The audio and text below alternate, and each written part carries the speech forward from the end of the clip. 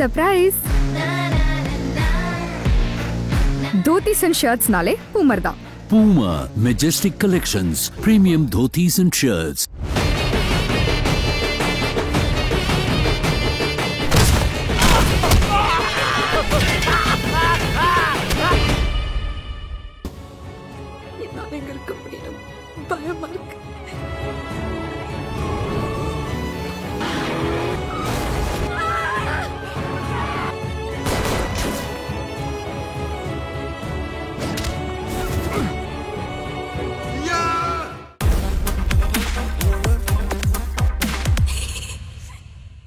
Holidays nale adu namma GT Holidays da.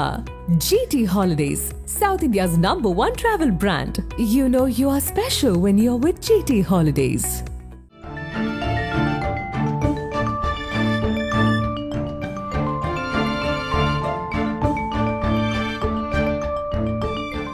உங்கள் ஜீரண கோளாறுகளுக்கும் வயிற்றெரிச்சலுக்கும் சரியான ஒரு தீர்வு.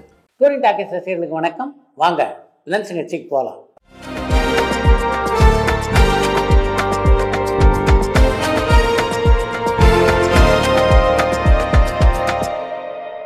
என்னம்மா முதல் கேள்வி? ஜெயிலர் பார்ட் 2க்கு தியேட்டர்ல ப்ரோமோ காட்டுறாங்க, அது புதுமையா இருக்குது, ஓகே.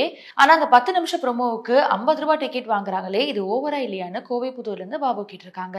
ஜெயிலர் 2க்கான ப்ரோமோவை பொறுத்த வரைக்கும் அதை எல்லா திரையரங்களும் அவங்க திரையிட்டு காட்டல, ஒரு சில திரையரங்களை தான் திரையிட்டு இருந்தாங்க. அது சூப்பர் ஸ்டார் ரஜினிகாந்தனுடைய ரசிகர்களுக்கான கொண்டாட்டம். அவங்கள பொறுத்த வரைக்கும் இந்த 50 ரூபா பெருசாக பொருட்படுத்த மாட்டாங்க அப்படின்றது அவங்களுக்கு தெரியும். அதனால தான் அப்படி ஒரு கட்டணத்தை விதித்திருக்காங்க. ஆகவே அதை பற்றி விமர்சனத்தை நம்ம தவிர்த்துடலாம். இப்போ பாதி இப்போ என்ன பண்றாரு, அவரை பத்தின அப்டேட் இருந்தா ஷேர் பண்ண முடியுமா? அண்ட் அவர் இனி வேற ஏதாவது திரைப்படங்களுக்கு மியூசிக் போடுவாரான்னு பாலக்கோட்ல இருந்து ஜான் கேட்டிருக்காங்க. தன்னுடைய அடுத்த படைப்பை உருவாக்குவதற்கான வேலையில தான் இப்ப ஆதி தீவிரமாக இருக்கிறார். ஒரு பக்கம் நடிப்பு, ஒரு பக்கம் டைரக்ஷன் அப்படின்னு இருந்தாலும் மற்ற படங்களுக்கு இசையமைக்கும் ஆதி தயாராகத்தான் இருக்கிறார். இயக்குனர் சங்கருக்கு என்ன ஆச்சு? அவருடைய படங்கள் இப்போ இருக்கிற காலநிலைக்கு ஏற்ப இல்லாம பின்தங்கி வருது. இந்த காலத்துக்கு ஏற்ற மாதிரி எப்பவுமே அப்டேட்டா வச்சுக்கிற இயக்குனர் சங்கர் ப்ரொடியூசர் நடிகருக்காக தன்னை காம்ப்ரமைஸ் பண்ணிக்கிறாரான்னு அம்பத்தூர்ல இருந்து சங்கர் கேட்டிருக்காங்க. இயக்குனர் சங்கரை பொறுத்த வரைக்கும் அவர் காம்ப்ரமைஸ்லாம் பண்ணிக்கொள்ளக்கூடிய இயக்குனர் இல்லை. அவருடைய சமீபகால தோல்விகளை அவர் எப்படி எடுத்துக்கிறார் அப்படின்னு தெரியல. ஆனால் அவருடைய தீவிர ரசிகர்களால் அதை ஜீரணித்துக் கொள்ள முடியல அப்படின்றது தான் உண்மை. இந்த நிலையிலிருந்து மீண்டு வருவதற்கு உடனடியாக சங்கர் முயற்சி செய்ய வேண்டும் என்பதுதான் என்னுடைய ஆசை. ஜெயிலர் பார்ட் 2 திரைப்படத்துக்கு பிறகு ஹும்பாலே பிலிம்ஸ் தயாரிக்கிற திரைப்படத்துல சூப்பர் ஸ்டார் ரஜினிகாந்த் சார் நடிக்க இருக்கார் என்ற தகவல் உண்மையான திருநெல்வேலியிலிருந்து கண்ணன் கேட்டிருக்காங்க. அடுத்து ரஜினி எந்த தயாரிப்பாளருடன் இணைந்து பணியாற்ற இருக்கிறார் அப்படின்றத பற்றி இன்னும் ஒரு முடிவெடுத்ததாக தெரியல. தயாரிப்பாளர் ஐஸ்வரி கணேஷ் தயாரிக்க இருந்த உலகம் சுற்றும் வாலிபன் 2 அண்ட் கிழக்கு ஆப்பிரிக்காவில் ராஜு, இந்த 2 திரைப்படங்களும் கைவிடப்பட்டுச்சான்னு தென்காசியிலிருந்து பாலாஜி கேட்டிருக்காங்க. ஐஸ்வரி கணேஷ் அடுத்தடுத்து தயாரிக்க இருக்கின்ற படங்களுடைய பட்டியலை முழுமையாக நான் பார்த்தேன். அதில் கிழக்கு ஆப்பிரிக்காவில் ராஜு படத்தினுடைய பெயரும் இல்லை, உலகம் சுற்றும் வாலிபன் 2 படத்தினுடைய பெயரும் இல்லை. அதனால அந்த 2 படங்களையும் அவர் கைவிட்டு விட்டார் அப்படின்னு தான் நானும் நினைக்கிறேன். மதகஜ ராஜா திரைப்படத்துல மனோபாலா சார் எந்த ஒரு வசனமும் பேசாம ஒட்டுமொத்த ஆடியன்ஸுமே அப்படியே வயிறு குழுங்க சிரிக்க வச்சிருப்பாரு.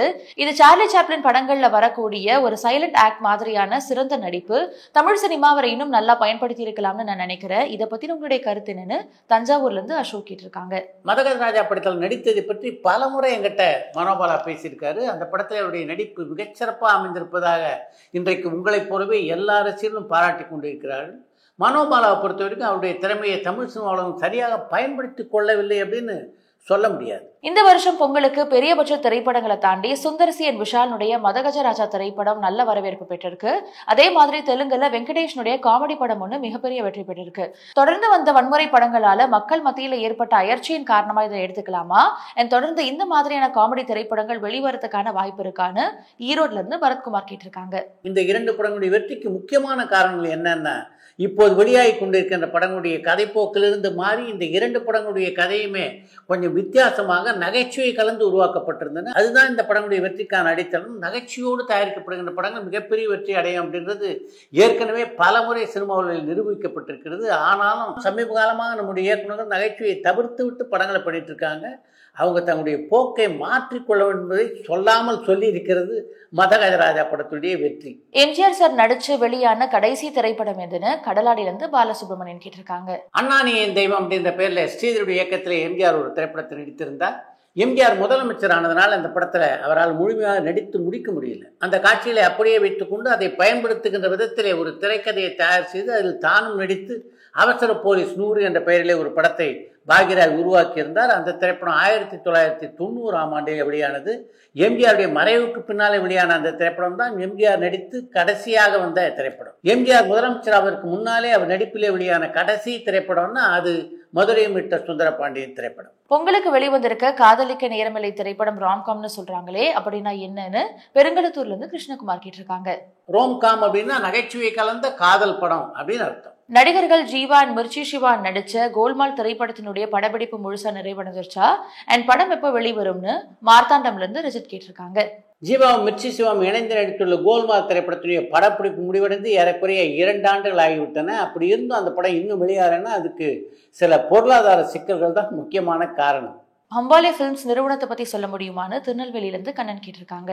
ஹம்பாலே பிலிம்ஸ் நிறுவனத்துக்கு அந்த பெயரை சூட்டியது புனித் ராஜ்குமார். அந்த நிறுவனத்தின் தயாரிப்பிலே 3 படங்களிலேயே கதாநாயகன் நடித்திருந்தார் புனித் ராஜ்குமார்.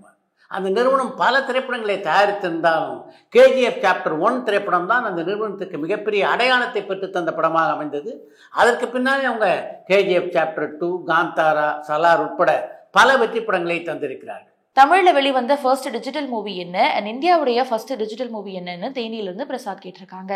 கமல்ஹாசனுடைய தயாரிப்பிலும் நடிப்பிலும் உருவான மும்பை எக்ஸ்பிரஸ் திரைப்படம் தான் தமிழிலே உருவான முதல் முழு நீள டிஜிட்டல் திரைப்படம். இந்த படம் தமிழ், இந்தி ஆகிய 2 மொழிகளிலும் தயாரிக்கப்பட்டது. அதனால இந்தியாவில் வெளியான முதல் டிஜிட்டல் திரைப்படமாகவும் இதே படம் தான் அமைந்தது.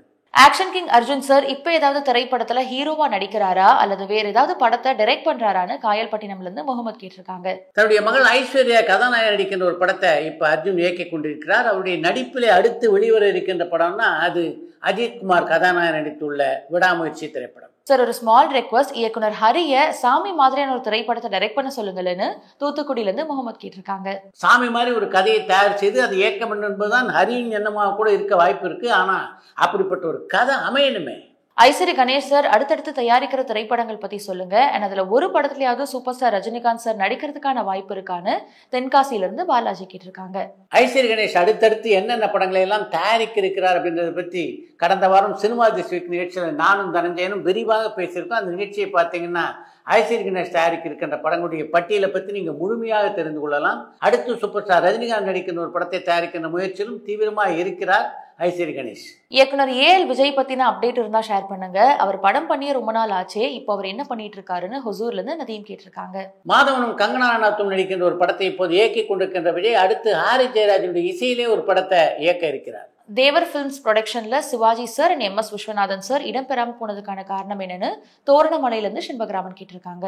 தேவர் பிலிம் தயாரித்த பல திரைப்படங்களுக்கு இசையமைக்க வேண்டும் என்று MS விஸ்வநாதன் வீடு தேடி பல முறை சின்னப்ப தேவர் சென்றிருக்கிறார்.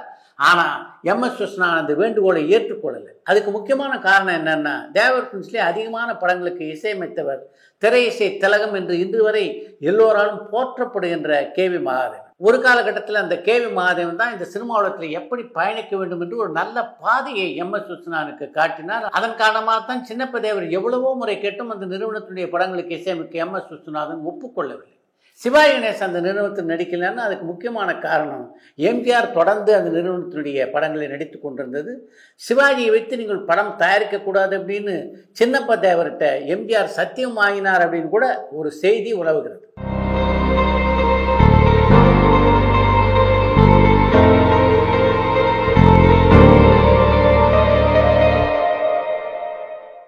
ஆண்டுகளுக்கு முன்னாடி எடுக்கப்பட்ட மதகஜராஜா திரைப்படம் பிலிம்ல திரையரங்குகள்ல ரிலீஸ் ஆகப்பட்டிருக்கா அல்லது டிஜிட்டல் ஃபார்மேட்ல ரிலீஸ் ஆயிருக்கான்னு எருமப்பட்டியிலிருந்து பாலு கேட்டிருக்காங்க. மதகஜராஜா திரைப்படம் டிஜிட்டல் முறையில் தான் திரையிடப்பட்டிருக்கிறது. 12 ஆண்டுகளுக்கு முன்னாலேயே டிஜிட்டல் முறை வந்துருச்சு. அடுத்து இந்த ஒரு தகவல், சினிமா உலகத்துக்கு பிரபலமானதுக்கு பின்னால எல்லா நடிகர்களுக்கும் பல நண்பர்கள் கிடைப்பாங்க. ஆனால் நான் அப்படி போராடுவதற்கு முன்னாலே என்னுடைய வாழ்க்கையிலே ஒரு முக்கியமான அங்கமாக இருந்தவன் தான் என்னுடைய நண்பன் ஜிலானி என்று தன்னுடைய நண்பனை பற்றி ஒரு பதிவை வெளியிட்டிருக்கிறார் சந்தானம். அவன் பெரிய பணக்கார விட்டு பையன். அவனோடு ஒப்பிட்டா நான்லாம் ஒன்றுமே கிடையாது.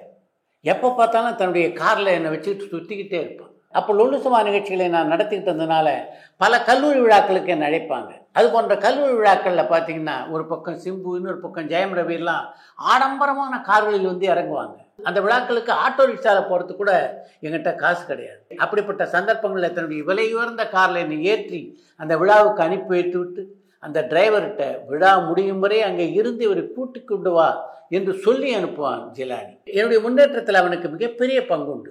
அப்படிப்பட்ட ஆத்மார்த்தமான நண்பனை இப்போ இழந்துட்டனே அப்படின்னு நினைக்கும் போது தான் என் மனதுக்கு அவ்வளோ வருத்தமாக இருக்கிறது என்று ஒரு கட்டுரையிலே பதிவு செய்திருக்கிறார் சந்தானம். இத்துடன் இன்றைய லென்ஸ் சிகிச்சை நிறைய பெறுகிறது. மீண்டும் அடுத்த லென்ஸ் சிகிச்சையிலே சந்திப்போம். இன்றைக்கு நகைச்சுவை தமிழ் சினிமாவில் மிகப்பெரிய அளவில் குறைஞ்சிருக்கு. அது எப்படி பார்க்குறேன்? டைரக்டர் தான் சார் காரணம். குறையில ஸ்கிரிப்ட் தானே சார் உங்களுக்கு. ஸ்கிரிப்ட் நீங்கள் எழுதுனா தான் வாய்ப்பு வரும். நீங்கள் இன்றைக்கி எல்லாமே ட்ரெண்டு மாறி இருக்குது. ட்ரெண்டெல்லாம் எப்போயும் மாறாது சார்.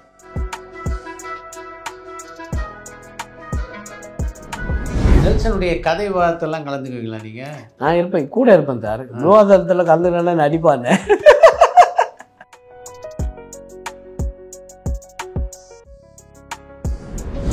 உதவியாளர்கள் சொல்கிற கருத்தெல்லாம் ஏற்றுக்குவாரா நெல்சன்? அவ்வளோ பயங்கர ஃபீல்டு சார். நம்ம இதெல்லாம் ஒரு சின்ன ஐடியா கொடுத்தாலும் சிவபாலன் ஏதோ ஒரு பைத்தியம் ஏதோ ஒன்று சொல்லிட்டு பாரு அப்படின்னு சொல்லுவாப்புல.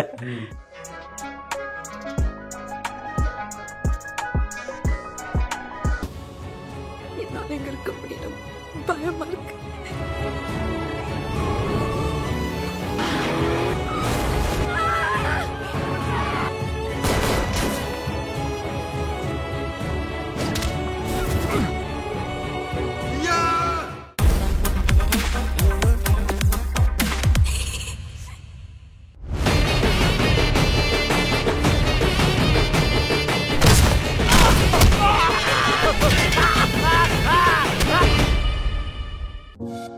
பரபரப்பான சினிமா செய்திகள், நட்சத்திரங்களின் பேட்டிகள், சினிமா வரலாறு ஆகியவற்றை பார்க்கவும் படிக்கவும் உங்களுக்கான இணையதளம் tourandtalkies.co.